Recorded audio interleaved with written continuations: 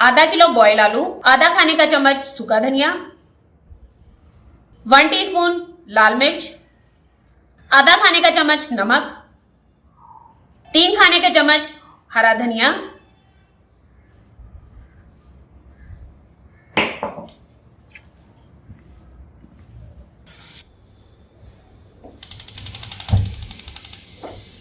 घी जो है वो मीडियम फ्लेम पे गरम कर लिया है। लाइट ब्राउन होते ही समोसों को निकाल लें।